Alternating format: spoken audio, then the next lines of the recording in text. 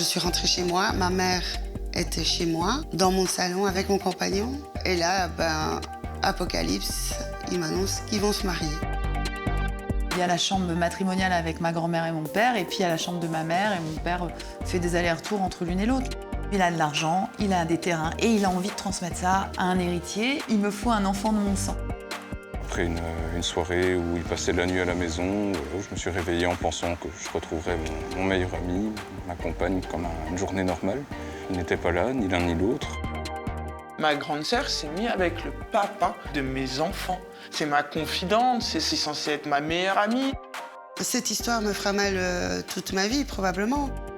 Ils ont agi comme si je n'existais pas et que j'étais une merde. Donc aujourd'hui, pour moi, mes parents sont morts pour moi, je suis orpheline. Et je ne pardonnerai jamais. Jamais. Le temps que je sois sorti de l'hôpital, que je revienne 1h30, 2h maximum. Et ils avaient déjà changé la serrure. Je me sens reconnaissante du cadeau qu'ils m'ont fait. Tout le monde n'a pas eu cette chance de naître dans quelque chose d'aussi baroque. Cheftogne, à quelques kilomètres de Namur, en Belgique. Ce mercredi après-midi, c'est sorti en famille pour Jessica, son compagnon Serge, leur fille Maëlle, 3 ans, et Louise, 8 ans, la fille de Jessica, née d'une précédente relation. Des sourires et des moments de bonheur que la jeune femme de 38 ans n'aurait jamais pensé connaître un jour. Car si Jessica file aujourd'hui le parfait amour avec Serge, 57 ans, sa vie sentimentale n'a pas toujours été un long fleuve tranquille. Il y a quelques années, elle a dû faire face à la pire des trahisons, celle de sa propre mère, celle en qui elle avait le plus confiance. Son histoire, bien qu'elle soit encore difficile pour elle aujourd'hui, Jessica a bien voulu nous la livrer devant notre caméra. Une histoire qui démarre à l'âge de 19 ans quand elle rencontre celui qui va faire chavirer son cœur. On s'est rencontrés via mon père, qui avait une entreprise de plomberie. Il travaillait pour mon papa. Et lui avait 20 ans en plus, 40. Je savais qu'il était marié, mais en instance du divorce. Et donc, j'ai essayé de l'aider à passer ce cap. Et petit à petit, on s'est rapprochés jusqu'au moment où on s'est mis ensemble. Ce qui me plaisait chez lui, c'est qu'il était plus âgé, qu'il avait déjà une expérience de vie. On avait énormément de points en commun. C'était vraiment ma première histoire sérieuse. Malgré les 20 années qui séparent Jessica de son compagnon, les parents de la jeune femme voient plutôt d'un bon œil cette relation, heureux de voir leur fille épanouie. C'était l'amour de ma vie. À ce moment-là, oui, j'étais très amoureuse de cet homme. Oui. Il était attentionné, il était gentil, il était serviable. À la base, oui, on avait des projets. Et puis à ce moment-là, on parlait mariage, enfants. Voilà. Oh putain, c'est dur. Et je pensais faire ma vie avec lui. Et puis, mon père lui avait toujours dit, le jour où je prends ma pension, je te lègue ma boîte. Donc, moi, je m'imaginais travailler aussi avec lui, construire notre famille.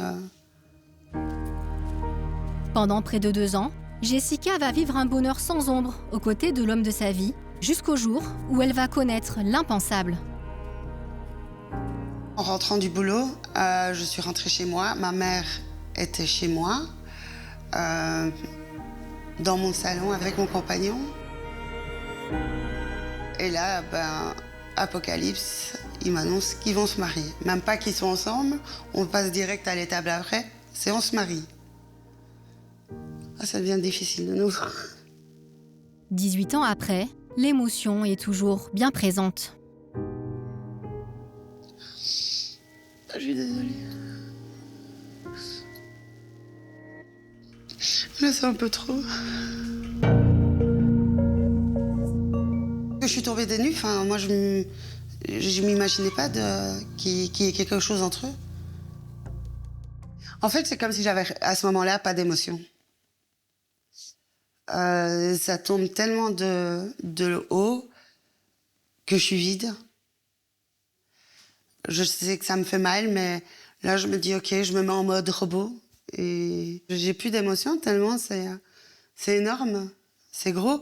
Enfin, la femme qui t'a mis au monde, qui te fait ça, enfin, je peux pas comprendre. Et tout ce que je leur souhaite, c'est tout le malheur du monde. Voilà. À qui j'en veux le plus? Je pense les deux, mais un petit peu plus quand même à ma mère. Dans le sens où c'est la femme qui m'a mis au monde et c'est la personne à qui on a le plus confiance. Si Jessica dit ne rien avoir vu venir, certaines personnes de son cercle familial avaient pourtant cherché à la mettre en garde. Pendant la période des fêtes, on avait fait un resto en famille et ma grand-mère m'avait dit « Écoute, je pense qu'il a des vues sur ta mère. » Mais j'ai même pas été chercher plus loin en me disant « C'est juste impossible. » Donc elle m'a dit ça. Puis en connaissant le personnage de ma grand-mère, elle était très spéciale. Donc j'avais pas du tout pris ça au sérieux, non. Face à cette vérité déconcertante, Jessica n'a qu'un seul réflexe, appeler son père pour qu'il vienne la chercher chez elle. Père et fille se retrouvent alors confrontés à ceux qui les ont trahis. Mon père a crié très fort. Ouais, c'est le trou noir. J'ai pas de souvenir de ce moment-là. Là, en fait, je pense pas à moi, je pense à mon père qui vient de perdre la femme avec qui il pensait finir sa vie et son monde s'écroule. Et que je suis quelqu'un qui pense plus aux autres qu'à moi de base. Et du coup, ben là, je vois mon père s'effondrer. Et là, je tiens pour lui. À l'étranger, au moment de notre tournage, Michel, le père de Jessica, a accepté de nous accorder une interview en visioconférence. Pour nous, il est revenu sur ce moment douloureux qui a entaché sa vie il y a plus de 15 ans. Ils avaient l'occasion de se parler, c'était un beau parleur, enfin c'est un bon parleur, j'imagine toujours. Et bon, il l'a embobiné comme ça, mais ce qui était scandaleux, c'est par rapport à sa fille surtout. Entre un homme et une femme, ok, on s'y attend des fois, mais pas comme ça par rapport à sa fille. C'est tout à fait inconcevable, on ne peut pas imaginer un truc pareil. Et ça s'est quand même passé. Une trahison insoupçonnable pour Michel, qui, contrairement à sa fille, avait émis des doutes à l'époque quant à une éventuelle relation entre sa compagne et son gendre. Il habitait mais de tout autre, de l'autre côté de Bruxelles. Je l'avais rencontré à 150 mètres de chez moi un soir. Je me suis arrêté, je lui ai parlé, je lui ai dit « Qu'est-ce que tu fais ici, toi ?» Et il m'a dit « Ah, mais je vais chez des amis, et tatati, et tatata, je ne trouve pas l'adresse, je me suis trompé. » Et là, évidemment, j'avais de très grands doutes. Et un jour, je pars de la maison en fin de journée, et je tombe sur lui. Et puis, de temps en temps, la maman de Jessica sortait se promener dans le quartier. Voilà. Elle voulait toujours être seule, bien sûr. Donc j'avais des doutes. Mais ce qui restera le plus difficile à accepter pour Michel, c'est le mariage inattendu entre la femme de sa vie, âgée de 45 ans à ce moment-là, et son gendre, à peine plus jeune qu'elle. J'ai quand même passé 23 ans avec sa maman. Hein. C'était pas une relation d'un an ou deux, c'était 23 ans. Et donc le mariage, là, ça m'a fait mal, oui. C'est une trahison et la cicatrice ne se fermera jamais. Je lui en voudrais toute ma vie. Mais ce qu'il faut aussi remettre dans le contexte, c'est que maman a toujours voulu se marier avec toi. Toi, par rapport à ton histoire, tu voulais plus. Et à un moment donné, quand elle n'allait pas bien, elle a dit « Le premier qui me demande en mariage, j'accepte ». Ça restait le rêve de ma maman de se marier. Et le premier, c'était mon ex-compagnon. Ce mariage surprise anéantit Jessica. Elle, qui a toujours rêvé d'épouser un jour celui qu'elle considérait comme l'amour de sa vie. Un mariage dont elle ignore tout. La date m'avait été cachée en sachant bien que je risquais de débarquer et de faire scandale. Donc c'était mieux que je ne le sache pas. Dans ma famille, tout le monde a été sans trop se poser de questions. Ils n'ont pas réalisé à ce moment-là du mal que ça pouvait nous faire. Ça peut te paraître très bizarre, mais il n'y a personne qui a pris parti, ni pour l'un ni pour l'autre, en fait. Ça a été... voilà. Mais encore aujourd'hui, on n'en parle pas. Une situation plus que déstabilisante pour Jessica, Mais la jeune femme ne va pas tarder à recroiser sur son chemin celle qui l'a trahie.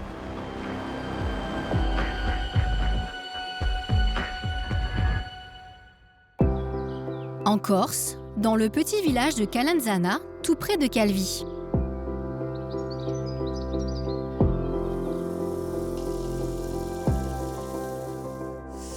Bon, je vais aller voir ma grand-mère, je vais faire un petit jeu avec elle. Elle est à côté. Moment de distraction en ce mardi après-midi pour Sophie et sa grand-mère Janine. Je reviens de dire bonjour. 7, c'est comme le rami. 8. Ouais. Bon, je pioche. À toi. Mais derrière cette détente affichée se cache une histoire familiale incroyable, digne d'un roman où l'amour a dépassé les frontières de la morale. Pour comprendre l'histoire de Sophie et de sa famille, il faut remonter le temps. Dans les années 60, il existe un homme encore plus célèbre que le général de Gaulle, un coureur cycliste prénommé Jacques Anquetil. Il était une star, il était une vedette, il était un héros du cyclisme, il était un homme connu, très connu, énormément connu, qui a beaucoup fait pour le vélo et pour le cyclisme en général. Le palmarès de Jacques Anquetil est absolument unique. Il est le premier à avoir gagné 5 Tours de France. Il est le premier Français à avoir gagné le Tour d'Italie. Il a participé 9 fois à ce Grand Prix des Nations. Sa vie a été marquée par sa rivalité avec Raymond Poulidor. Il avait une force dans les reins absolument fantastique. C'était la grande classe, c'était l'être génial. Je pense qu'il n'y a pas eu deux Jacques Anquetil, quoi. Il n'y en a eu qu'un seul. Un succès et une carrière flamboyante que l'illustre coureur cycliste doit à une personne qui aura œuvré toute sa vie dans son ombre, sa femme Janine, que tout le monde surnomme Nanou. Janine, la femme d'Anquetil, a joué un rôle absolument fondamental dans sa carrière. Elle était plus âgée que lui. C'était l'ancienne femme, son médecin, lorsqu'il était à Rouen. C'est une femme de tête extrêmement forte, intelligente, et qui a très très bien compris tout de suite de quoi il retournait, qui il était, comment on pouvait l'aider, comment on pouvait lui foutre la paix, comment il fallait manœuvrer avec lui pour lui faire donner le meilleur de lui-même. Dans sa carrière, j'ai envie de dire, elle a tout été. Elle a été sa femme, elle a été sa confidente, son amie, son infirmière, c'est elle qui le motivait. Elle faisait des bornes et des bornes, elle faisait plus de 100 000 km par an avec lui. Et mon père, il ne voulait pas prendre la course si elle n'était pas là. Donc avec Jacques, elle était prête à tout. On a dit, je crois, elle avait traversé toute la France pour aller en Espagne, autour d'Espagne, pour lui apporter du pain d'épices. Mais c'est vrai qu'elle était capable de faire ça. Si Nanou a contribué à faire de Jacques Anquetil une légende du cyclisme, elle a toujours occupé une place de premier plan dans le cœur du champion. Mariés depuis 1958, ils vivent tous les deux une histoire passionnelle et dévorante. Mais quand Jacques décide 11 ans plus tard de prendre sa retraite, à l'âge de 35 ans, une question le taraude alors, celle de sa descendance. Ce que je sais, c'est que là, se réveille à 35 ans le désir de paternité. Il a envie de s'occuper de sa ferme, il a envie de revenir à la terre, il a envie d'être chez lui et il a envie d'avoir un enfant. Il a de l'argent, il a des terrains et il a envie de transmettre ça à un héritier. Voilà, c'est le côté terrien normand. Il me faut un enfant de mon sang. Seulement voilà, Nanou ne peut pas concrétiser son rêve de paternité. Déjà mère de 2 enfants, Annie et Alain, nés d'une précédente union, elle est devenue stérile à la suite de ses accouchements difficiles. Si l'idée d'avoir recours à une mère porteuse effleure un temps l'esprit du couple, une autre alternative pour le moins surprenante va faire son chemin dans la tête de Nanou. Demander à sa propre fille d'avoir un enfant avec Jacques, son mari. C'est qu'à un moment donné, elle a peur de demander, de faire rentrer quelqu'un d'extérieur au cocon familial et donc elle va avoir l'idée de demander à sa fille de faire cet enfant. Parce que c'est au plus proche de son sang aussi, hein. Je veux dire, c'est sa fille, donc si elle demande à sa fille d'avoir un enfant avec son mari, ça reste proche d'elle. C'est presque comme si elle avait l'enfant. Ça n'a pas dû être simple, mais en même temps, je pense que c'est devenu comme une évidence. On sait que c'est Janine, enfin Nanou, qui a demandé à sa fille pour faire cet enfant, mais est-ce que lui, il l'avait pas quand même un peu anticipé ou mis le contexte pour que ça se fasse? Ça, je sais pas, parce que c'était quand même un grand manipulateur. Je ne sais pas s'ils pensent vraiment aux conséquences. Ils ont juste, voilà, il y a le désir de cet homme d'avoir un enfant. Et en fait, ils vont combler ce désir parce que c'est vraiment le truc qui l'habite, quoi. Il veut avoir un enfant de son sang, donc il est prêt à tout et n'importe quoi pour ça. Si Nanou est bien décidé à ce que sa propre fille donne un enfant à son mari, il va falloir maintenant lui en parler.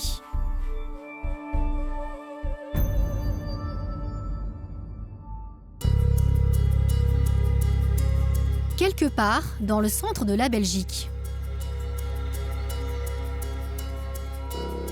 C'est un endroit bien particulier que Nicolas, 25 ans, a accepté de nous montrer à notre demande. Alors ici, on est dans la pièce qui m'a servi de chambre lorsque j'ai dû, malgré moi, retourner au domicile familial. C'est dans cette pièce exiguë, au milieu des lits à barreaux pour bébés, que Nicolas a passé plusieurs nuits. Une crèche pour enfants, tenue par son père, qui a été son principal refuge il y a 2 ans. Chaque fin de journée, quand mon père avait fini de travailler, le matelas était debout derrière un lit. On bougeait le lit, on faisait descendre le matelas. Et du coup, cette pièce, c'est tout un symbole. À chaque fois que je reviens ici, chez ma famille, j'ai du mal à ne pas passer par cette pièce, pas vraiment par nostalgie, mais pour me souvenir que c'est ici tous les soirs que je me couchais en espérant le jour meilleur. Un lieu synonyme de souvenirs douloureux pour Nicolas, qui ravive à chaque fois une blessure profonde. Celle de sa rupture amoureuse avec son premier amour à l'aube de ses 20 ans et qui l'a conduite ici. Une rupture très éprouvante et loin d'être anodine, qui a bien failli lui faire perdre pied.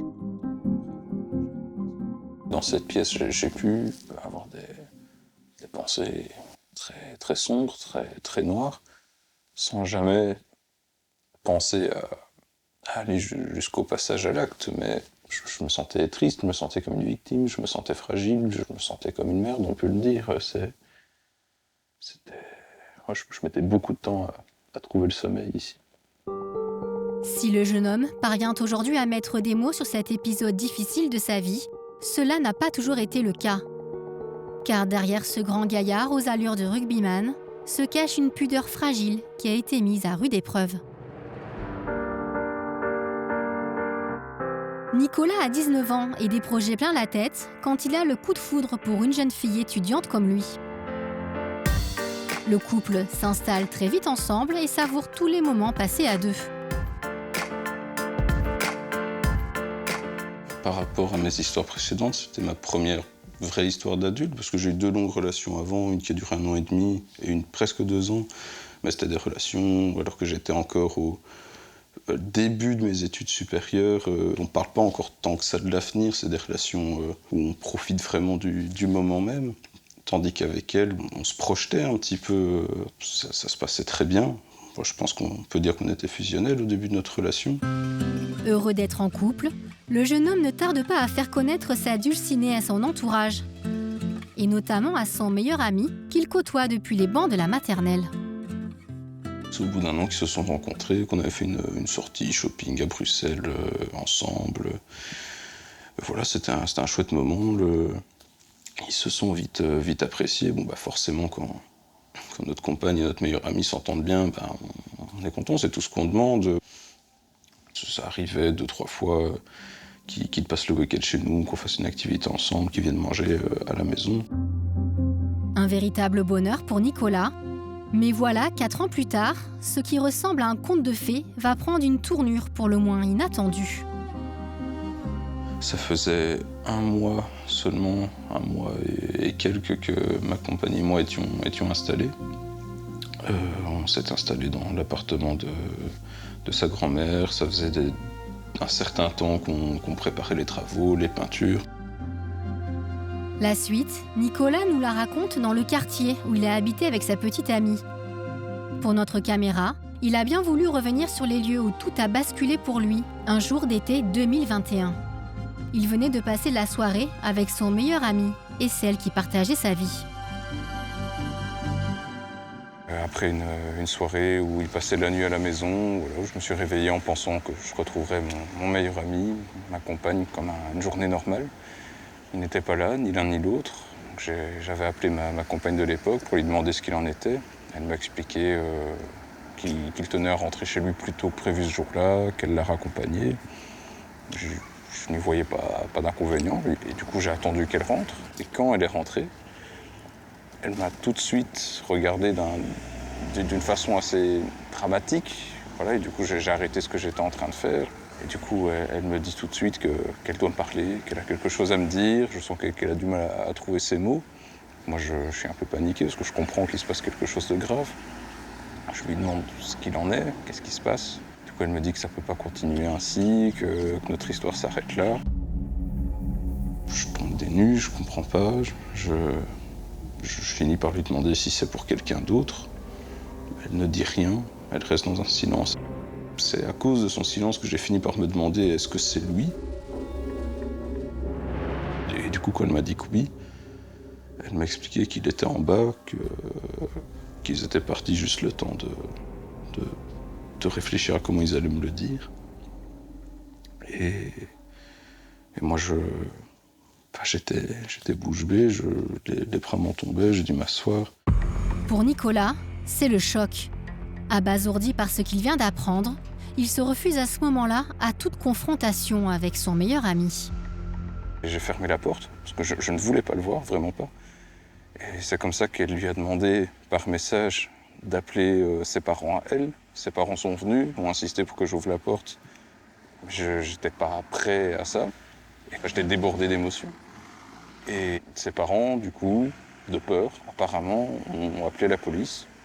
La police est venue jusqu'au domicile, en pensant trouver quelqu'un de violent, quelqu'un d'agressif. Tout ce qu'ils ont trouvé, j'étais juste en boule, dans un coin, dans la cuisine, à essayer de gérer ma crise d'angoisse. Du coup, la police est arrivée, on commençait à me questionner. Moi, j'essayais d'expliquer ce qui venait de se passer. Et c'est à ce moment-là que je commençais à ne plus me rappeler de ce qui s'est passé, parce que je suis tombé inconscient. Submergé par l'émotion, Nicolas sera conduit à l'hôpital. Le début d'une longue descente aux enfers pour le jeune homme.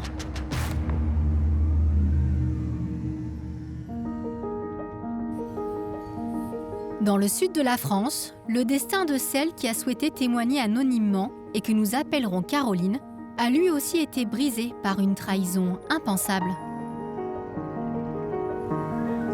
Il y a 3 ans, la vie de Caroline bascule alors qu'elle vient de se séparer du père de ses filles, après 10 ans de relations faites de haut et de bas. C'était mon premier amour. J'ai rencontré, j'avais 19 ans, on s'est séparés, j'avais 29 ans. J'ai évolué, il y a eu quelqu'un qui travaillait pas, qui était tout le temps à la maison, et c'est moi qui travaillais plus, et j'avais besoin d'avancer dans ma vie. Mais à aucun moment, il y a eu la colère, un manque de respect, aucune trahison. Pendant 10 ans, ça a été un homme bien. J'ai été une maman à 200%, mais une femme à 0%. Et moi, j'ai ressenti ce besoin et je lui ai dit stop.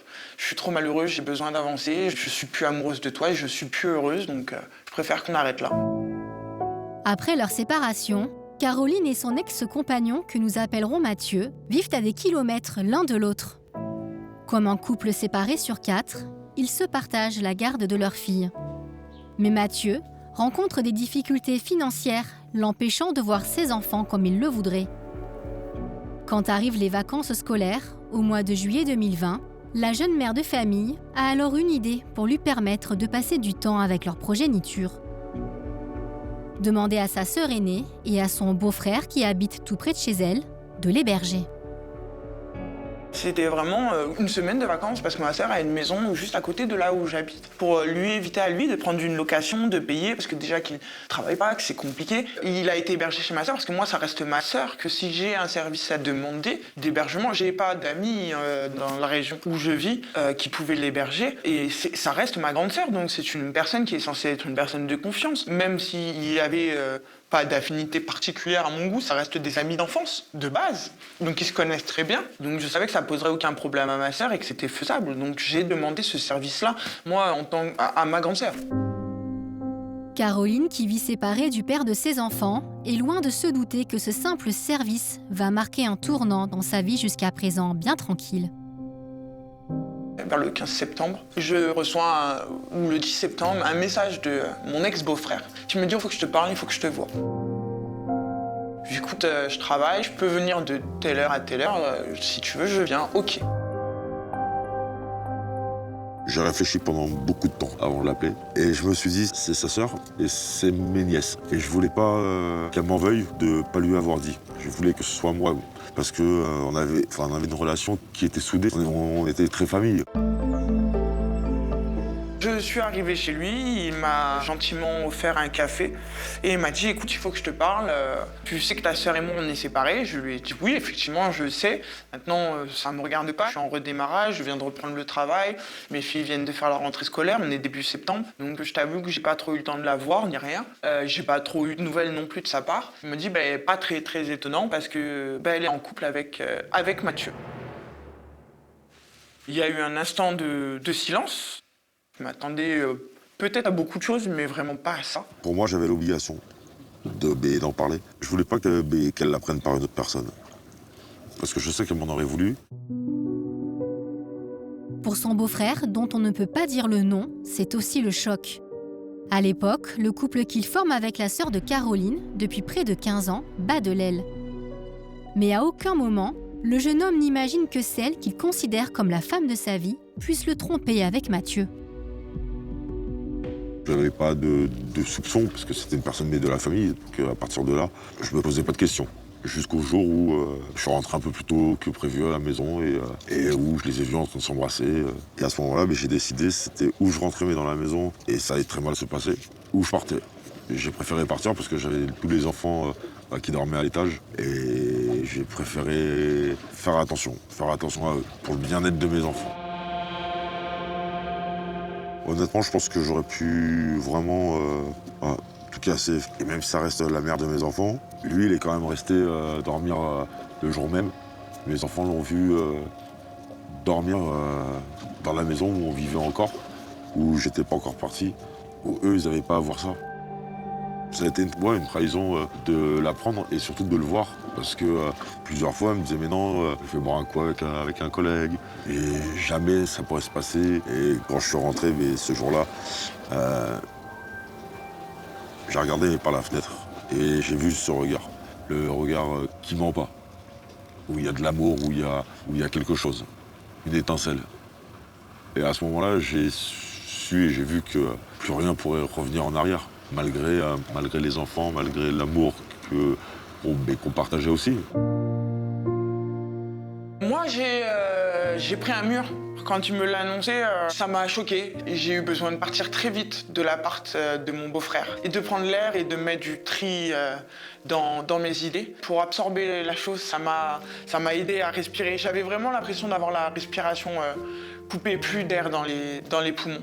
Et arrivé chez moi, je me suis effondré, j'ai essayé d'avoir les questions, les réponses, mais je pouvais pas appeler ma sœur parce que je savais que j'allais pas gérer nerveusement parlant. Je pouvais pas l'appeler lui non plus parce que pareil, ça reste le père de mes enfants. Je voulais protéger mes enfants, pas faire n'importe quoi. Et à ce moment-là, même si nous on prend une claque émotionnelle et on comprend pas et on réalise pas, moi j'ai mon cœur de maman qui me dit mais mes filles, et comment je vais faire? Comment je vais expliquer ça? Donc je ne peux pas péter un plomb. Je suis obligé de gérer.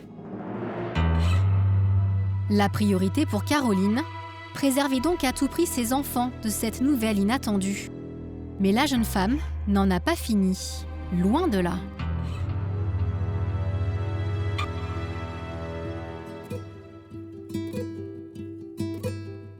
En Belgique, Jessica, qui vient d'apprendre que son compagnon l'a trompée avec sa mère, doit faire face à une nouvelle pire encore. Celle du mariage surprise du couple. Un mariage qui ne sera au final qu'une parenthèse enchantée. En effet, 6 mois seulement après avoir dit oui à l'homme qu'elle aimait, la mère de Jessica décide de le quitter. Je ne sais pas pourquoi à cette date-là, elle décide de partir, mais elle décide de partir. Alors, est-ce qu'il s'est passé quelque chose entre eux? C'est possible, mais je ne le sais pas. Et je ne cherche pas à le savoir. Je crois que mon père ne cherche pas à savoir non plus.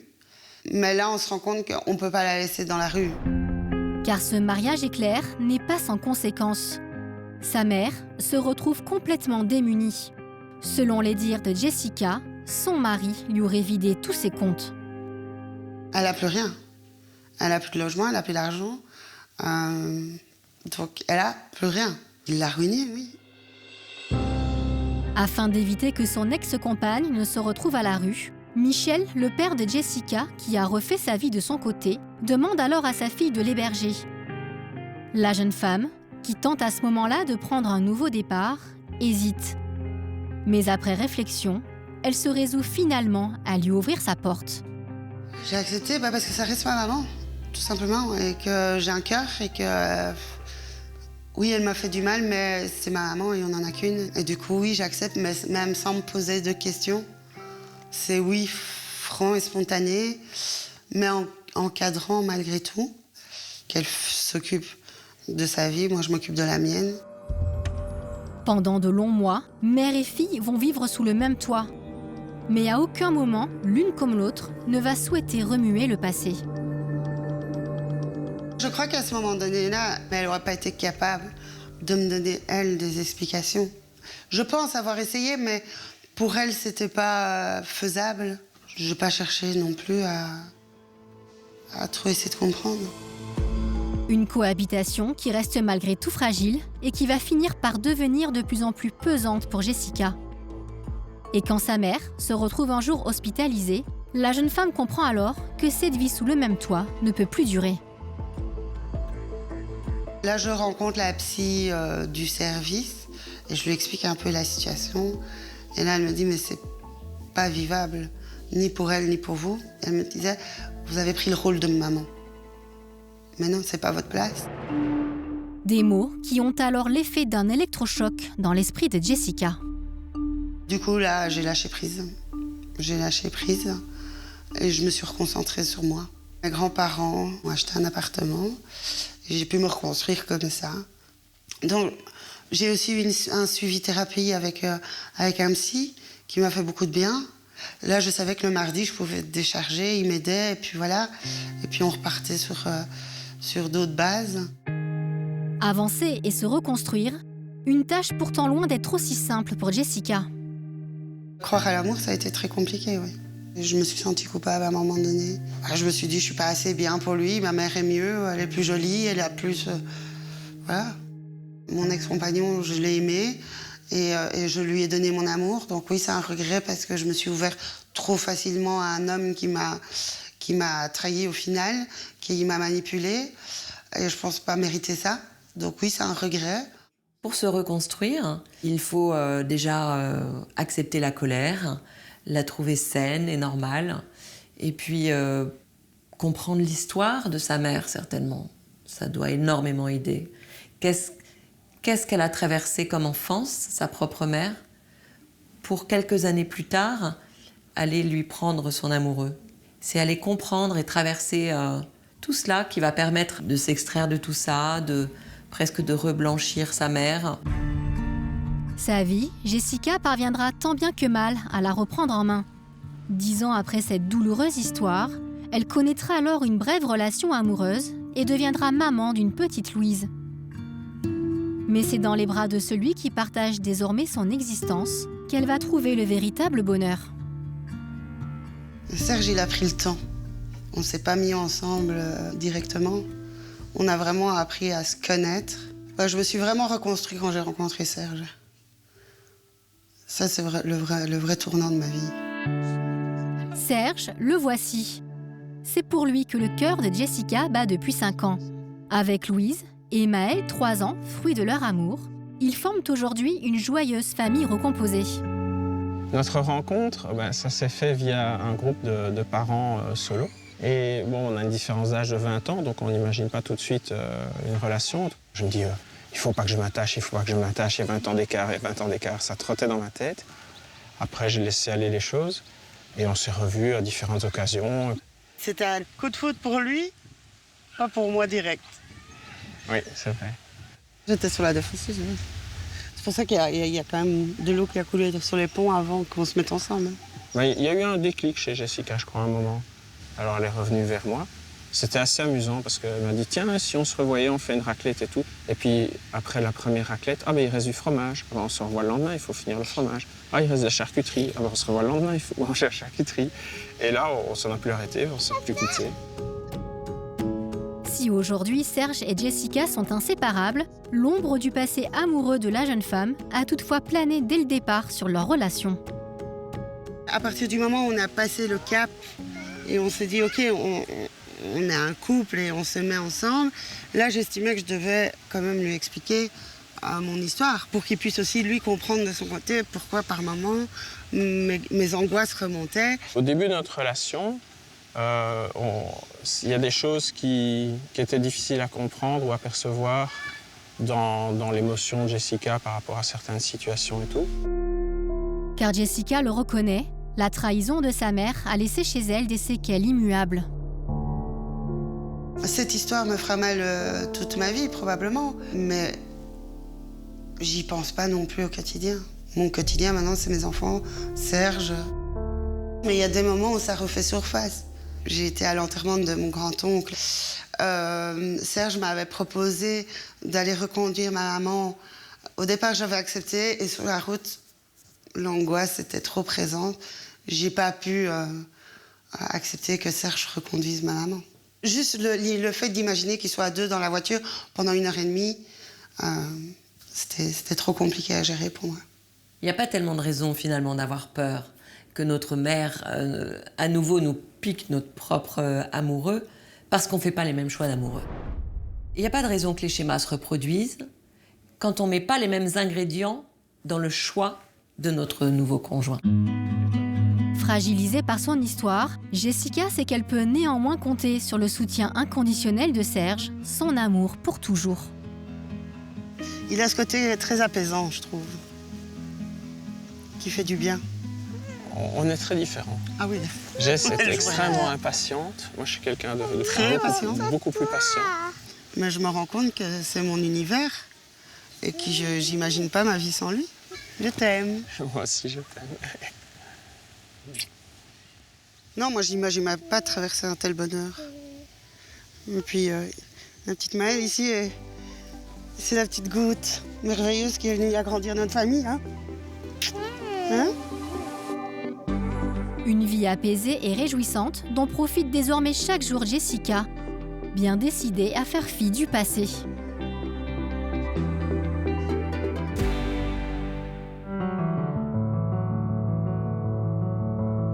Après avoir envisagé plusieurs scénarios, Nanou, qui ne peut donner d'enfant à son mari, le célèbre cycliste Jacques Anquetil, voit en sa propre fille Annie l'ultime solution pour garder auprès d'elle celui qu'elle aime. La jeune femme, qui a 18 ans lorsque sa mère lui demande de porter l'enfant qu'elle désire, se retrouve alors un jour dans le lit de son beau-père. Comment reçoit-elle cette demande ? Annie n'a pas souhaité répondre à nos questions. 50 ans plus tard, Sophie, l'enfant né de cette relation hors norme, continue, elle, de s'interroger sur les circonstances de sa conception. Nanou, sa grand-mère, a bien voulu lui répondre devant notre caméra. Ah bah ça m'arrange. T'avais 5, ouais, j'ai vu. Je voulais te poser une question. Oui. Quand t'as demandé à maman que si elle voulait, elle était OK pour que m'avoir avec papa, elle t'a dit oui tout de suite ? Elle l'a pris comment ? Hein ? Elle l'a pris comment ? Ben, elle a pris bien puisqu'elle l'a fait. Voilà, elle l'a pris bien parce qu'elle l'a fait. Non mais elle était d'accord tout de suite, elle était pas surprise ? Non, non. Je crois pas. Je crois, ouais. Je crois qu'elle est déjà un peu amoureuse de Jacques. D'accord, elle était déjà amoureuse de lui. Je pense qu'elle a le choix de dire non, mais en fait, elle n'a pas le choix. C'est-à-dire que quelque part, elle est admirative de ce couple depuis des années. Lui, il est beau, il est jeune, il est sportif, il a quelque chose. Voilà, c'est quelque part, elle est sûrement attirée et déjà amoureuse de cet homme, quoi. Donc oui, elle a le choix de dire non, et non, elle n'a pas le choix quelque part parce que elle est dans un système qui fait que elle ne peut qu'offrir cet enfant.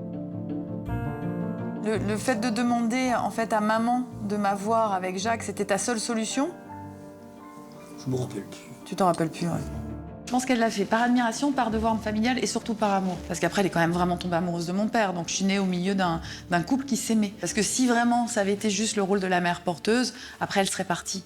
Je serais née et elle serait partie. Ce qui n'a pas été le cas. En effet, après la naissance de Sophie, en 1971, la vie de Nanou, d'Annie et de Jacques prend une toute autre tournure. C'est un ménage à 3 qui s'installe. Aucune des 2 femmes ne veut renoncer au champion. Janine, elle voulait pas le quitter. Lui, il aimait les deux et ils se sont installés en fait dans cette situation. Pour moi, c'est normal. Je suis née au milieu de ces 2 femmes. J'avais 2 mamans, j'avais 2 femmes qui s'occupaient de moi. Et aux yeux du public aussi, j'étais l'enfant de Nanou, de Janine. C'était caché, ça se disait pas. Il y avait ce tabou en fait, ça se faisait pas. Personne n'évoquait sa vie privée, quoi. Enfin, très très peu. C'est marrant parce qu'on respectait quand même le champion, quelque part. Je crois qu'il y avait un respect général pour Anquille. Donc on laissait sa vie sentimentale de côté. Dans le milieu du cyclisme, on savait. Par exemple, Pierre Chany, qui était un ami proche, le savait, mais il n'a jamais écrit dessus. Il y avait une espèce d'omerta, il y avait une forme de normalité. Les gens savaient mais ne disaient rien. Aujourd'hui, une star de foot ou une star du sport, il ne pourrait pas se permettre ça aujourd'hui. Cette histoire serait vraiment condamnée. Si à l'extérieur, tout le monde s'accorde à dire que Sophie est la fille de Nanou et de Jacques, dans le cercle privé, le trio vit au rythme d'un étrange rituel. Il y a la chambre matrimoniale avec ma grand-mère et mon père, et puis il y a la chambre de ma mère, et mon père fait des allers-retours entre l'une et l'autre. C'est un rituel où je savais que, voilà, de temps en temps, la nuit, hop, il venait me réveiller, j'allais me retrouver à dormir avec ma maman, donc j'étais contente. Tout était dit, tout était clair, il n'y avait pas de double vie, il n'y avait pas de mensonge. C'était authentique, quoi. Il avait les 2 femmes qu'il aimait sous le même toit, et elles vivaient ensemble avec lui. Ça m'a jamais perturbée, non. Honnêtement, j'avoue, parce que je pense qu'il y avait beaucoup d'amour entre eux, parce que ma grand-mère, elle aimait sa fille, hein, c'est clair, c'était sa fille, et puis ils aimaient le même homme. Donc tout le monde s'aimait dans cette histoire. Ceux qui trouvent ça scandaleux ou salace, peut-être faut voir pourquoi ils trouvent ça scandaleux et salace, d'abord. Qu'est-ce qui se passe pour eux? Est-ce qu'ils sont jaloux qu'un homme ait pu avoir 2 femmes? Est-ce qu'ils auraient envie de faire la même chose? Évidemment, c'est scandaleux, mais en tout cas, il y a eu la force d'une famille qui a été soudée. Ils ont été plus forts que le scandale. En tout cas, ils ont été plus forts parce qu'ils ont bien dû mesurer, quand même, évidemment, le scandale. Mais cette combinaison très particulière a été leur choix et ils n'ont pas eu peur du regard de l'autre.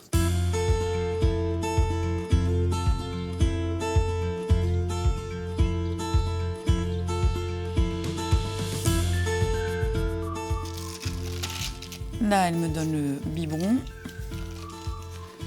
J'aime bien celle-là aussi. Une vie avec 2 mamans et un papa en toute transparence, que Sophie a toujours connue et dans laquelle elle dit avoir grandi sereinement. Pour nous, elle a accepté de se replonger dans les souvenirs de son enfance, pas comme les autres. Et ça, c'est l'arrière-grand-mère, la mère de Nanou. Donc là, il y a 4 générations de femmes. Bon, c'est toujours Nanou qui me donne le bain, qui s'occupe de moi. Ah bah voilà, celle-là, j'aime bien. Mes 2 mamans. J'aime bien être entre les 2. Enfin, je trouve ça... J'aime bien voir ma mère en photo. Alors, elle n'aimait pas les photos. Du coup, j'aime bien... Je les trouve jolies, toutes les 2, en plus. La brune et la blonde. C'est bien, je suis gâtée, hein. J'en ai 2. Pour moi, ça s'explique pas. C'est juste... Il y a ma grand-mère, il y a ma mère, et les 2 ont la place de mère. Bon, ben voilà. Je m'estime heureuse et chanceuse d'avoir doublement d'amour maternel. D'habitude, on a l'amour de sa mère, de sa grand-mère. Oui, c'est un schéma qui est complètement pas, qui est pas du tout classique. Non, il n'est pas classique, mais en même temps, il est génial. Pour moi, en tout cas, je l'ai vécu vraiment de façon très agréable. Annie, est-ce qu'elle n'avait pas le sentiment d'être plus une mère porteuse qu'une mère normale, entre guillemets? Bah sûrement, hein, il y a dû avoir de ça, mais après, elle était là. Elle était là, mais je pense que la place de mère, c'est sûr qu'elle a eu du mal à la voir. Ça montre quand même une intelligence relationnelle, une intelligence de situation, où en fait elles se sont extraites des normes de société, en créant leur mécanisme et en faisant en sorte que tout ça roule, que tout ça communique. Ah, là, il y a ma mère, exceptionnellement. Si Sophie reconnaît qu'Annie a pu se sentir dépossédée de son rôle de mère, Jacques, lui, a toujours été fier de montrer aux yeux de tous qu'il était un père heureux et épanoui. Quel genre de papa c'était? C'était un super papa. Quand il n'était pas là, il voulait m'emmener avec lui tout le temps. Et je pense qu'il a tellement voulu m'avoir qu'après, il en a profité. Il y avait une forme de liberté agréable. Quand il faisait les fêtes, il y avait les amis, moi, il ne m'obligeait pas à aller me coucher. Donc si j'avais envie de rester jusqu'à pas d'heure, je restais jusqu'à pas d'heure. J'ai une enfance atypique, c'est pas la normalité des gens. Je pense que je m'en suis rendu compte plutôt progressivement. Au départ, pour moi, c'était ma normalité. Donc c'est en grandissant, en voyant que les autres fonctionnaient pas pareil, que c'était pas la même chose. C'est là où je m'en suis rendu compte. Donc ça a pris du temps. Cette vie peu conventionnelle va durer près de 15 ans. Car la rivalité entre Nanou et sa fille Annie va finir par prendre le pas et mener ce triangle amoureux à sa perte. À la fin, je pense qu'il y avait un ras-le-bol en tout cas de ma mère, ça c'est évident. Elle en a juste marre de partager l'homme qu'elle aime avec sa mère. Voilà, c'est clair, elle en a marre. Elle dit maintenant tu choisis, il choisit pas, elle s'en va avec le premier venu. Je ne sais pas si c'est une logique que ça s'arrête, mais en tout cas, dans le contexte où c'était comme c'était, je pense que c'est normal que ça a explosé à un moment donné. Il faut comprendre que l'état amoureux, c'est un état amoureux où l'autre est objet de notre amour et donc on focalise, c'est comme un vecteur très puissant et donc on ne peut pas se dissocier. Donc ce Jacques Anquetil, forcément à un moment donné ça a créé des jalousies, des rivalités et puis aussi une distorsion en lui-même. C'est compliqué d'aller nourrir deux amours. Après avoir partagé pendant plus d'une décennie le même homme avec sa mère, Annie décide alors de partir. Elle ne reviendra jamais malgré les sollicitations désespérées de Jacques. Mère et fille referont chacune leur vie à leur manière, loin du champion qui mourra en novembre 1987 d'un cancer de l'estomac. Elles ont sûrement souffert toutes les deux, chacune à sa façon, et en même temps, elles ont vécu une histoire particulière, dans un contexte particulier, avec un homme particulier. Et je pense aussi que ça leur a apporté beaucoup. Il y avait de la folie dans cette histoire. Ça, oui, elles en sont conscientes. Mais des regrets, je pense que ni l'une ni l'autre n'en ont. Elles ont vécu ce qu'elles avaient à vivre. Une aventure sentimentale qui aura jeté les deux femmes sur des chemins de traverse jusqu'à les éloigner l'une de l'autre. Mais c'est sans compter sur le destin qui décidera de les réunir 15 ans plus tard.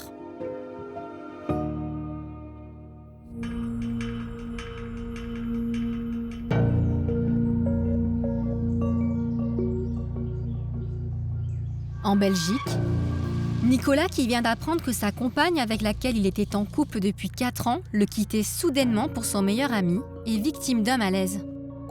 Il est alors transporté d'urgence à l'hôpital où son père le rejoindra quelques heures plus tard. Il m'a pas cru. Et c'est une des choses qui m'a le plus marqué à ce moment-là, c'est mon propre père ne me croyait pas, mais dans le sens où c'était tellement inconcevable à ses yeux. Pour lui, j'avais pas encore trouvé tous mes esprits, j'étais encore sous le choc. Je disais non, papa, tu comprends pas vraiment. Ils l'ont fait. Elle m'a quitté pour lui. C'est la stupéfaction pour le père de Nicolas. Mais le jeune homme, lui, n'est pas au bout de ses surprises.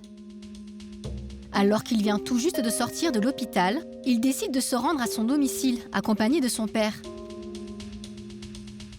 Sur place, les deux hommes font alors une découverte surprenante. Le temps que je sois sorti de l'hôpital, que je revienne 1h30, 2h maximum. Et ils avaient déjà changé la serrure, alors que je vivais là, au même titre qu'elle. Et il a fallu négocier. C'est mon père qui avait téléphoné à son père, à elle, il a fallu qu'on insiste. Au final, ils nous ont dit qu'ils avaient laissé la clé, et c'est comme ça que le soir même, je retournais là avec plein de sacs poubelles pour récupérer toutes mes affaires, quoi. Pour Nicolas, c'est la fin de son histoire d'amour avec celle avec qui il espérait poursuivre sa vie. Mais après le choc de l'annonce, vient le temps des explications. Et le jeune homme a bien l'intention d'en avoir. Elle me disait qu'il ne s'était rien passé entre eux jusque-là, qu'elle voulait mettre fin à notre relation pour commencer avec lui. J'ai du mal à croire qu'il ne s'était rien passé avant, mais bon, c'est ses mots. Et moi, je voulais aller jusque chez lui pour demander des explications, parce que de lui, je n'avais rien eu du tout. Je lui ai dit, mais je te considérais comme un frère, t'étais mon meilleur ami depuis des années, pourquoi tu me fais ça, pourquoi comme ça? Et la seule chose qu'il pouvait me répondre, c'était c'est comme ça, on choisit pas, on s'aime, Mais c'est tout, il n'y a rien de plus, il n'y a pas eu de pardon, il n'y a pas eu de désolé, il n'y a pas eu de remords. Et ce qui m'a fait le plus souffrir, c'est malgré tout sa trahison à lui. Pourquoi s'intéresser à la compagne de son meilleur ami? Je me suis senti victime, mais c'est ça qui a été dur à assumer, c'est ce rôle de victime, de personne qui s'est fait berner, qui a cru naïvement qu'il pourrait laisser ces gens-là ensemble et leur faire confiance. Dès lors, c'est une véritable descente aux enfers que connaît le jeune homme. Meurtri et sans aucun endroit pour dormir, il se résout à demander de l'aide à son père. Directeur d'une crèche pour enfants, celui-ci accepte de l'héberger dans ses locaux, faute de place chez lui. Le début d'une période particulièrement difficile pour Nicolas. C'était assez humiliant, parce que malgré le fait que il voulait m'aider, il voulait m'accueillir, me supporter, mais il fallait que j'ai une petite zone qui soit rien qu'à moi, et du coup, à la fin de la journée, on mettait le matelas, et c'est là que j'ai dormi pendant près d'1 an. Je pouvais vivre une très bonne journée, à chaque fois que je me couchais dans ce matelas, c'était un échec, parce que je me disais, comment je m'en suis retrouvé là? Et ce sentiment de mourir de l'intérieur, c'est vrai que ça représente bien ce que j'ai pu ressentir à cette période-là, parce que il y a un moment, j'ai cru que j'allais plus me retrouver, que je n'allais plus être celui que j'étais avant. Pour l'épauler dans ces moments compliqués, Nicolas a toujours pu compter sur le soutien indéfectible de sa famille. Il leur rend régulièrement visite. Salut papa, j'ai apporté le petit-déj. Et ce matin, c'est au tour d'un petit déjeuner que le jeune homme retrouve son père Benoît et Valentin, l'un de ses frères. Du coup, chocolat chaud pour toi aussi, Valentin? Non, je prends juste du cacao. Nicolas a toujours été très proche de sa famille depuis le décès de sa mère lorsqu'il avait 8 ans. Ici, personne n'a oublié l'épreuve qu'il a dû traverser et tout particulièrement la trahison de celui que le jeune homme considérait comme son fidèle ami depuis plus de 20 ans. Il y avait forcément ce sentiment d'injustice, quoi. Pourquoi ça arrive à Nicolas, donc à nous aussi, indirectement, parce que son meilleur ami, c'est quand même un ami d'enfance. Ce sont des gens qui habitent le même village que nous. Ça fait 2 ans maintenant que c'est des gens qu'on n'a surtout pas envie de croiser. C'est une perte non seulement de sa compagne, l'ami d'enfance, donc c'est une double perte quelque part. Donc c'était encore plus douloureux. Donc tout ce qu'on pouvait faire, c'était soutenir Nicolas, mais ça ne savait pas faire grand-chose dans l'immédiat, quoi. Si on n'avait pas été là, Nicolas était à la rue. Moi, je me disais, voilà, ça durera le temps que ça durera. Mais en même temps, je me disais, pourvu que ça ne dure pas trop longtemps pour lui. Moi, je savais que tu allais réussir, mais c'est sûr que tu étais tout seul, mais voilà, on était là, mais c'est sûr que on t'a soulevé. Aujourd'hui, je vais bien, je vais mieux, donc mais c'est aussi grâce à moi, mais surtout grâce à vous, qu'aujourd'hui je peux me dire je suis heureux, j'ai traversé ça, et je vais bien, voilà, tout simplement. Une sérénité que Nicolas ne pensait jamais retrouver. Et dans un instant, vous verrez qu'il n'est pas seul à partager ce bonheur inespéré.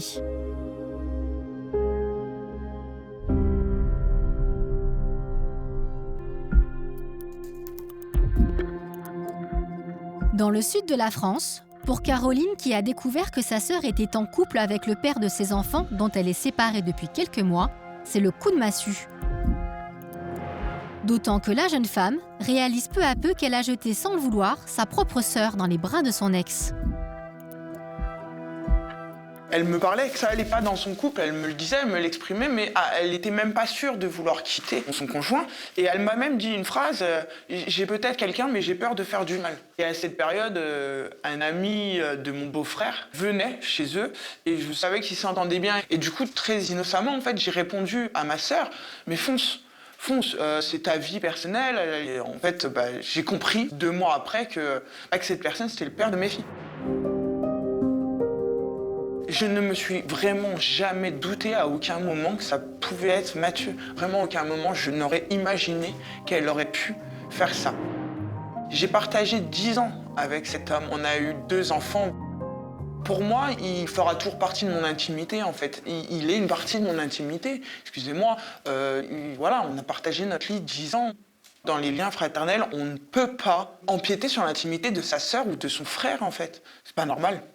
Pour moi, dans les liens fondamentaux, dans les bases, on ne fait pas ça.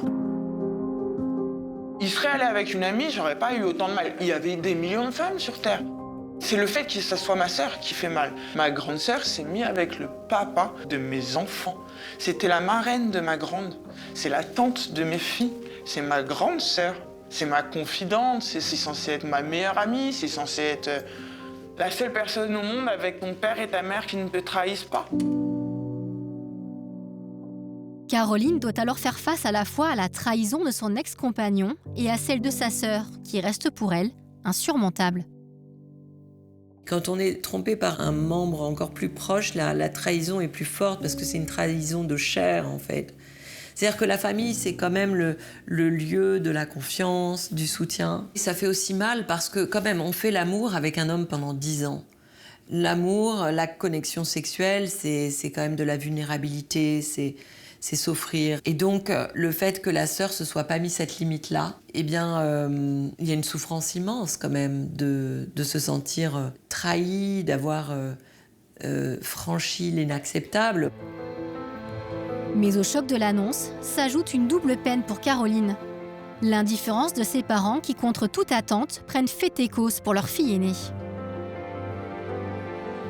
Le jour où je l'ai su, j'ai appelé mon papa. Il m'a eu moi au téléphone, très affecté, très en colère, en larmes, perturbé, que je ne comprenais pas. Et je demandais à mon père, mon chef de famille, non pas de tourner le dos ou de renier sa fille, mais de prendre position par rapport à moi, d'appeler sa fille et de lui dire de ne pas faire ça et qu'on ne fait pas ça et que c'est du grand n'importe quoi.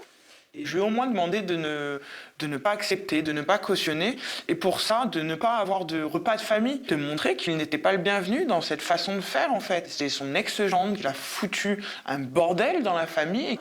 Et en fait, mon père, une semaine après, était chez ma sœur en repas de famille. Et là, ça a été un coup très dur, une très grosse blessure. C'est une douleur énorme, c'est mon papa, c'est censé être le premier homme de ma vie. Et je ne m'attendais pas à ça, lui. Pendant 10 ans, il n'a pas supporté la personne avec qui je partageais ma vie, le père de mes enfants. Et là, d'un coup, il ne prend pas position pour moi, il ne me défend pas. Et en plus, il cautionne, il accepte. Cet homme qu'il n'a pas accepté avec moi. Une situation difficile à vivre pour Caroline, qui se retrouve seule face au reste de sa famille. Du jour au lendemain, et sans qu'elle ait la moindre explication, ses parents décident en effet de lui tourner le dos. Je ne comprends pas pourquoi il y a eu ce besoin de m'exclure totalement de leur vie, alors que à la limite, j'aurais préféré qu'ils me soutiennent et qu'ils montrent leur présence à ce moment-là. Ils ont agi comme si je n'existais pas et que j'étais une merde. Ça fait un mal, ça fait un trou énorme. Donc oui, j'en suis au stade où aujourd'hui, pour moi, mes parents sont morts. Pour moi, je suis orpheline. J'ai plus de papa, j'ai plus de maman, j'ai plus de sœur. Moi, cette année, j'ai fait Noël toute seule. J'ai pas eu mes enfants pour Noël. Mes enfants étaient avec mon père, ma mère. Moi, j'étais toute seule. Aujourd'hui, pour moi, je suis orpheline. Désormais coupée de ceux qu'elle chérissait plus que tout, Caroline parviendra-t-elle à trouver la force nécessaire pour se reconstruire ?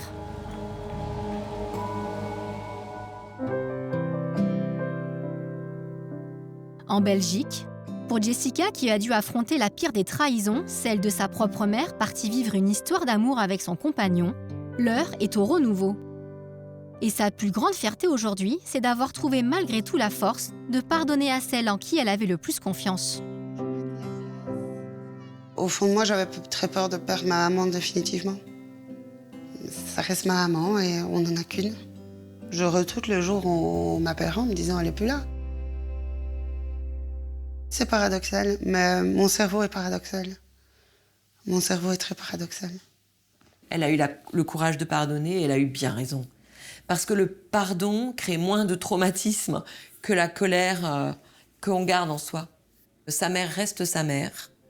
Le pardon est libérateur. La mère de Jessica, qui a refait sa vie depuis quelques années, n'a pas souhaité témoigner dans ce reportage, ni être contactée par notre équipe. Mais aujourd'hui, mère et fille ont su renouer en dépit des blessures du passé. Je pense qu'elle s'en vaudra toute sa vie. Mais après, dans notre relation aujourd'hui, ni pour elle ni pour moi, c'est bon d'en parler. Donc on n'en parle plus. On reste sur nos gardes de toutes les deux de notre côté. Je pense qu'elle, si elle veut plus en parler, c'est pour se protéger aussi, parce qu'elle n'est pas fière de ce qui s'est passé non plus. À un moment donné, elle s'est excusée. Elle vous a dit quoi? Qu'elle s'en voulait et qu'elle me demandait pardon. J'aurais bien avoir une explication, mais au final, je sais que je l'aurai jamais. Et donc, ça me fait beaucoup de mal pour rien. Puis bon, maintenant, si moi je vais décider de lui pardonner, c'est pas pour remuer le couteau dans la plaie non plus tout le temps. Et maintenant, on avance. On se téléphone de temps en temps. Après, on n'a pas une relation où on se voit toutes les semaines, où on s'appelle tous les jours. Ça, on n'a pas. Mais elle fait partie de mon équilibre, malgré tout. Jessica nous avouera que c'est sa mère qui a fait le premier pas. Une réconciliation inespérée qui a surpris son entourage. Ça va, ma biche? Ça va, toi? Oui. Et notamment Magda, l'une de ses meilleures amies. Le fait qu'elle ait renoué avec sa maman, c'est juste incroyable parce que pour moi, ça reste un drame. C'est vraiment la maman qui l'a mis au monde, la maman qui protège l'enfant toute sa vie. Donc, Je suis maman, je ne peux pas imaginer de faire ça à mes enfants. Surtout que j'ai 2 filles. Voilà, ça me semble inconcevable. Parce que quand on met 2 enfants au monde, c'est pour les rendre heureux, pour qu'ils aient une vie épanouie. Aujourd'hui, 18 ans plus tard, Jessica et sa mère, qui habitent tout près l'une de l'autre, ont su ouvrir un nouveau chapitre de leur vie. Quand je les vois ensemble, c'est vrai qu'on ne peut pas s'imaginer qu'il y a eu une telle difficulté, une telle épreuve entre elles. Je suis admirative parce que, moi j'aurais beaucoup de mal. Elle a vraiment pardonné, vraiment dans la totalité. Je ne peux pas imaginer ma vie sans ma maman. Ça reste un élément important dans ma vie, dans la vie de mes enfants. Moi, j'ai eu la chance d'avoir des grands-parents extraordinaires. Et j'aurais voulu que mes enfants connaissent une relation comme ça, parce que maintenant que moi, j'ai plus mes grands-parents, priver mes enfants de leurs grands-parents, c'était pas imaginable. Merci pour le café. Avec grand plaisir, merci pour ta visite. Même si elle sait que le passé ne s'effacera jamais, moi plus ma biche. Jessica souhaite aujourd'hui que ses enfants entretiennent une relation épanouie avec leur grand-mère. C'est qui ça? Elle était belle, hein? Tu peux encore me montrer la photo? Là, c'est la fille. Oui. Là, elle a pas du tout changé. Là, oui. Là, c'est encore mamie. Ouais. C'est la première maison où j'ai vécu avec mes parents, rue du Homme. Je ne sais pas si je ne parlerai de mon histoire à mes filles, on verra dans le temps. De toute façon, maintenant, elles sont un peu trop petites pour comprendre certaines choses. Moi, non. Toi, non?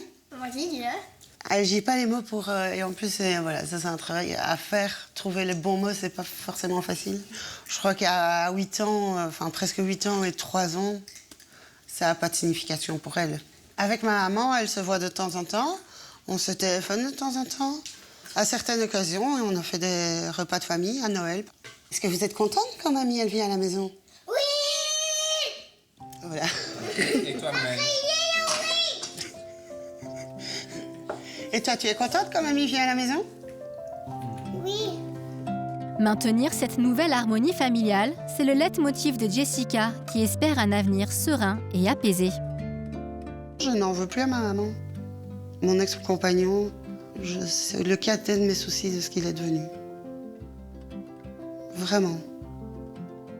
Ce qui compte le plus pour moi, c'est mes enfants et mon mari, et d'avoir retrouvé ma maman.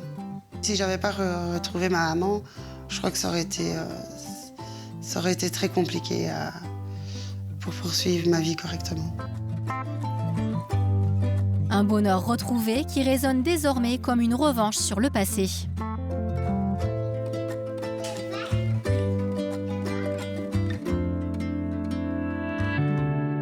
Malgré les années, et même s'il n'est pas toujours facile pour elles d'aborder ensemble l'histoire atypique qu'elles ont vécue, Sophie, Sa grand-mère Nanou et sa mère Annie sont aujourd'hui très unies. Elles habitent à quelques mètres l'une de l'autre. Et pour Sophie, parler de cette histoire à ses enfants, Yann et Lysia, en dépit de son caractère sulfureux, a toujours été une évidence.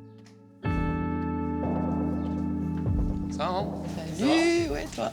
Ça va? Ça fait plaisir de te voir. Bah oui, moi aussi. Je t'ai pas vu depuis une semaine. Mais en même temps, je travaille, donc ouais. c'est compliqué. Ça n'a jamais été un tabou, nous on en parle ouvertement, ça peut déconner des fois un peu dessus. J'ai compris tout de suite, mais après, j'ai pas cherché à en savoir plus. Pour moi, c'était normal. Pas besoin forcément d'aller chercher plus loin. Moi, j'ai pas eu le besoin de nommer ou d'expliquer clairement. En fait, ils ont toujours su, comme moi, j'ai toujours su pour ma mère et ma grand-mère. Comme c'est pas caché, bah, du coup, c'est su, mais il n'y a pas besoin d'expliquer. Ça t'a pas traumatisé? Non.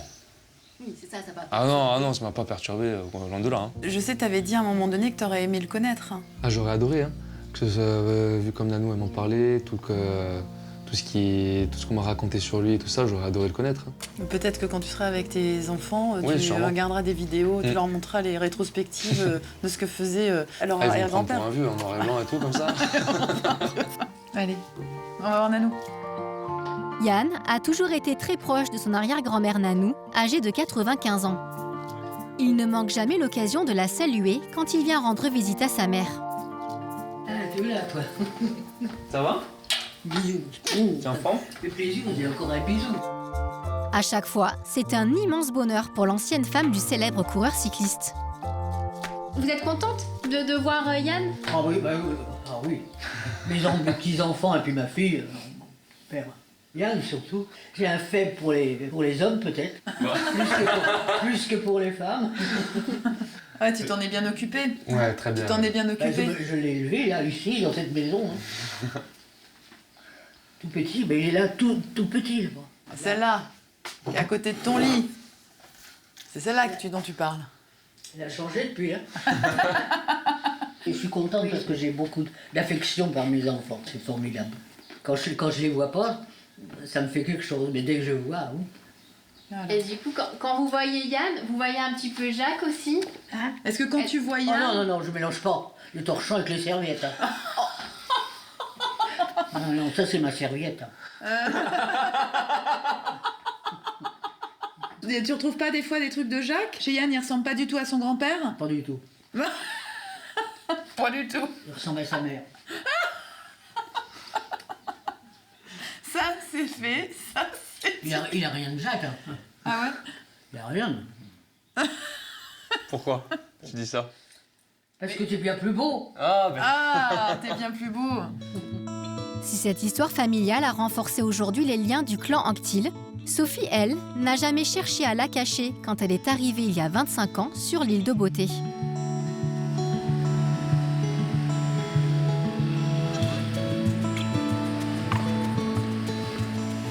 Coucou. Ça va, ma chérie? Cet après-midi, elle retrouve Éléonore, l'une de ses plus proches amies. Avec elle, elle a joué franc jeu dès le départ. Ça va? Ouais, toi? Ouais. Super. Je l'ai connue en sachant ce qui s'était passé, mais du coup, ça n'a jamais été quelque chose qui m'a gênée. Ça a toujours été tellement naturel pour elle que ça l'était aussi pour moi. J'ai jamais trouvé ça amoral ou quoi que ce soit. Ça a été fait clairement, consciemment. Il n'y a pas eu de choses cachées. Ça fait partie de moi, donc c'est une histoire que je cache pas. Quand j'étais avec le père de mes enfants, bah voilà, il savait. Je lui ai dit, je crois, assez rapidement. Et puis après, moi, j'avais déjà écrit le livre où j'ai raconté mon histoire. En effet, c'est en 2004 que Sophie décide de publier l'histoire de sa conception pour mettre fin aux rumeurs sur son enfance. Une histoire révélée au grand jour qui a divisé l'opinion publique lors de sa sortie. J'ai eu des lettres, quelques-unes, en me disant « Oui, vous salissez l'image de votre père, c'est pas bien ». Et en fait, je me suis rendu compte que toutes les personnes qui avaient écrit dans ce sens, c'est des gens qui n'avaient pas lu le livre. Parce que j'ai eu aussi des courriers de gens qui disaient « En fait, j'avais une image où je pensais que voilà, vous alliez salir l'image de votre père. Et en fait, j'ai lu votre bouquin et du coup, ça le rend encore plus grand qu'avant pour moi. Merci. » Enfin voilà. Mais voilà, les gens venaient « Ah, j'ai lu votre histoire, c'est génial ». Je peux comprendre qu'elle fascine autant qu'elle dérange. Je veux dire, ça sort de la norme sociale. Donc moi j'aime bien parce que je crois que je suis une rebelle dans l'âme et en fait ça casse un peu la structure sociale. Une histoire subversive aux yeux de certains qui a conduit Sophie à s'interroger sur ses propres limites. Je sais pas si j'aurais accepté comme Annie, je sais pas en fait, je peux pas dire oui, je peux pas dire non. D'offrir un enfant pour quelqu'un qui ne peut pas en avoir, ça oui, je serais foncièrement capable. Maintenant de vivre à 3, comme ils l'ont fait, je changerais quelques donnes quand même.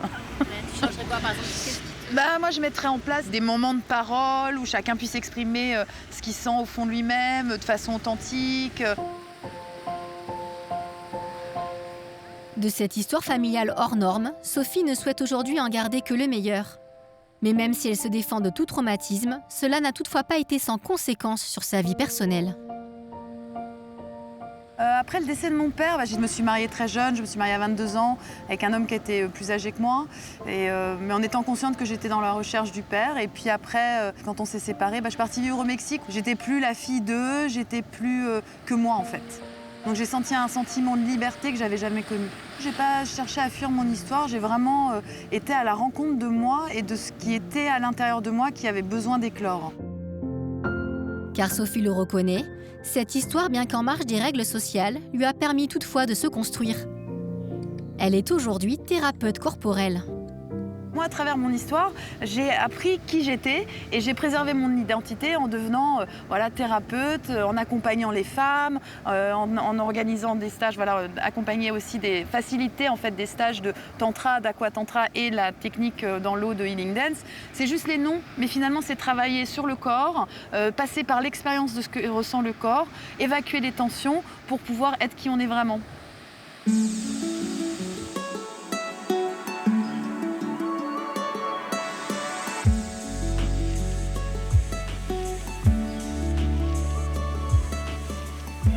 On utilise le travail des jambes pour créer un massage sur tout le corps avec l'eau. Ça libère les tensions musculaires au niveau du dos. Je suis la première française à pouvoir former des praticiens Healing Dance en France. Et on est 10 dans le monde à pouvoir faire ça. Et voilà, j'ai été certifiée il n'y a pas très longtemps, donc je suis super contente. Et c'est quoi le principe du coup, Sophie? Le principe du Healing Dance, ça se vit, ça se compte pas. Moi je me sens super bien quoi. Je me sens épanouie, je me sens reconnaissante du cadeau qu'ils m'ont fait de vivre ça, parce que tout le monde n'a pas eu cette vie, n'a pas eu cette chance de naître dans quelque chose d'aussi baroque, et en même temps je suis reconnaissante de l'expérience, quoi. C'est un cadeau d'expérience qu'ils m'ont fait. Aujourd'hui, Sophie a plus que jamais trouvé son équilibre. Un équilibre qu'elle doit à son histoire où désormais tout le monde a retrouvé sa place. Nanou, celle de grand-mère, et Annie, celle de mère. Une histoire qui, pour Sophie à 51 ans, restera sa force.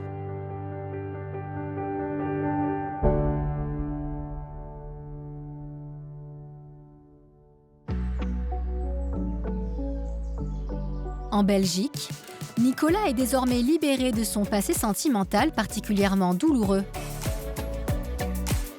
Le jeune homme peut alors envisager son avenir avec sérénité. Ça va, t'es pas trop mouillé, chou? Ça va. Et c'est aux côtés de Sandy, celle qui partage désormais sa vie, qu'il a pris un nouveau départ. C'est toujours agréable de revenir ici. Hop, t'en suis la flaque, chou. Tu te rappelles le premier jour où on s'est vu ici? Oui. Quand j'ai galéré à te retrouver à la Bonne Fontaine. Le couple a fait connaissance via un site de rencontre 1 an après la séparation de Nicolas d'avec son ex-petite amie. C'est un peu comme dans les films, parce que la première fois qu'on s'est vu, tu m'avais dit quoi, toi, que la première fois que tu m'avais vu, c'était spécial, comme une évidence, pour reprendre tes termes. C'était spécial, on n'a pas dû faire beaucoup d'efforts pour parler, et ouais, je me contentais de la manger des yeux, pendant les peu de fois où elle parlait un petit peu aussi.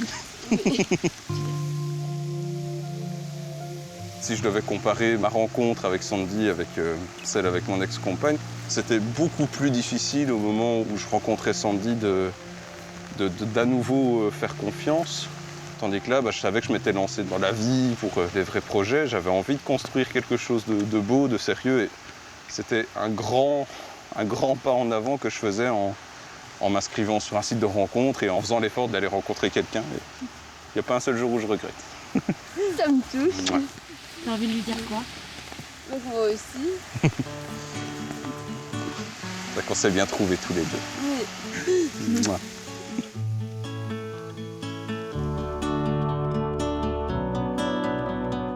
Et ce qui est très beau, c'est de dépasser tout ça.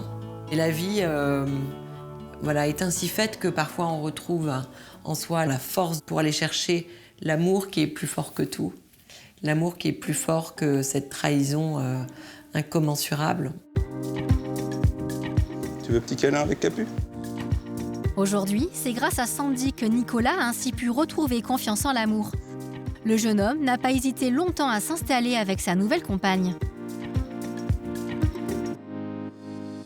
Moi, j'étais parti dans l'idée de d'abord me trouver mon chez moi et après être prêt à rencontrer quelqu'un. Et au final, quand j'ai rencontré Sandy, ça s'est fait tout seul. Là, c'est au bout de 7 mois qu'on s'est installé. Et ouais, la vie est faite de plein de petits riens qui peuvent faire beaucoup quand on y consacre du temps, de l'attention. C'est clair que je suis très, très, très reconnaissant envers Sandy, envers ma famille, envers mes amis, tous les gens qui ont été là pour moi, parce que c'est grâce à eux que j'ai pu aller de l'avant et enfin vivre une belle vie. Je crois qu'Alexel... Ouais, Alexel, là, je vais remettre Capu dans sa cage. Heureux en amour, Hey, ça va? Nicolas l'est aussi en amitié. Salut Fieu. Salut Fieu, tu vas bien? Ça va et toi? Ça va, t'es temps hein? Ouais, bah écoute, non, en Belgique. Tes parents, ils vont bien? Ça va. Ils sont en vacances ici pour le moment. Il a trouvé aujourd'hui une écoute fiable et rassurante en la personne d'Alexandre. Installe-toi. T'as regardé justement le tuto que je t'ai envoyé pour marquer plus de vues? J'espérais que tu oublies, mais je te remercie pour ce tacle. Je vais m'entraîner et je reviendrai plus fort. Les deux amis se sont connus à la fac et ont appris à se connaître au fil des années. Oh oui! Tu l'as battu, Chou. Nicolas n'a d'ailleurs jamais caché à Alexandre l'épreuve qu'il avait dû surmonter. J'ai essayé de le réconforter tant que je pouvais, mais dans une situation comme ça, c'est très difficile de trouver les mots, de trouver les gestes pour réconforter. Je me suis montré présent tant que je pouvais, et voilà, petit à petit, la roue a commencé à tourner, on va dire, et il s'est remis sur de bons rails, et je suis très content qu'il s'en sorte. C'est reparti grâce à toi, Fieu. Bah ouais. Alors. Merci d'avoir toujours été là. Bah de rien. C'est normal. Ça fait du bien de se dire les choses parfois. Ouais. Alexandre, un ami sur lequel Nicolas sait qu'il peut compter désormais. Une amitié solide que le jeune homme dit envisager sans aucune crainte ni appréhension. Ça me rassure de constater que j'ai pas retourné ma veste vis-à-vis des autres, vis-à-vis de lui, à cause de cet événement qui m'est arrivé, que malgré tout, la confiance est là. Ça m'arrive aujourd'hui de laisser ma compagne avec Alexandre. Je veux pouvoir leur faire confiance. Je veux pas être dans une attitude de méfiance. Sinon, ce serait donner raison à ceux qui ont voulu me faire du mal. Le couple qui a trahi Nicolas est toujours ensemble aujourd'hui. Le jeune homme ne souhaite plus avoir de contact avec eux et se refuse à tout pardon. Néanmoins, il avouera avoir définitivement tourné la page pour donner ainsi un nouveau sens à sa vie. Avec du recul, cette histoire, ça me fait plus de mal d'en parler. C'est quelque chose qui fait partie du passé. C'est quelque chose dont je me souviendrai toute ma vie. Mais pour autant, voilà, aujourd'hui, j'ai choisi de continuer de faire confiance en la vie. Je refuse de laisser ça avoir un impact aujourd'hui. Plus confiant que jamais, Nicolas a désormais son destin bien en main.